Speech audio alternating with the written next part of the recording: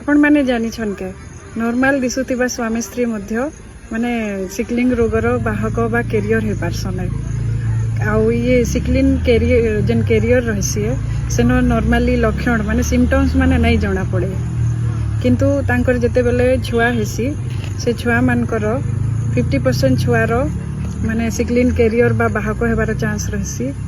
25% तांकर छुआर डिजीज हेबार चांस रही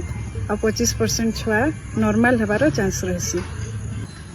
जदि शिशु के सिकलिंग रो बड़ रोग है माने सिकल सेल डिजीज है ताहले ता द्वारा शिशु के बारंबार रक्त ट्रांसफ्यूजन देवा के पड़सी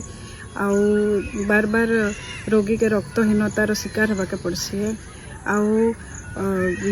रोगीर अनेक प्रकार माने संक्रमण भी हेसी किंतु खुशीर कथा होचे ये सब के आमे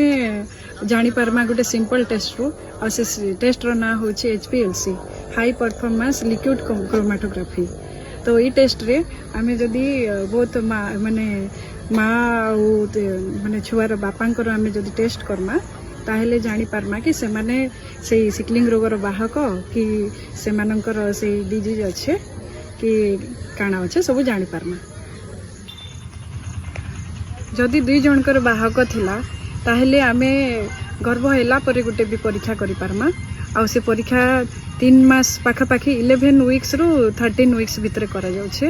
आ से टेस्ट रो ना होचे CVS माने कोरियोनिक विलस सैंपलिंग इनो काना हेसी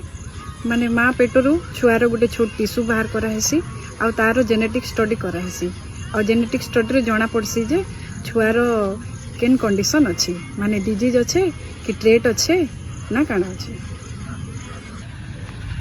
तो सबू जिनसर समाधान रही है तो आसन समस्ते सचेतन हमा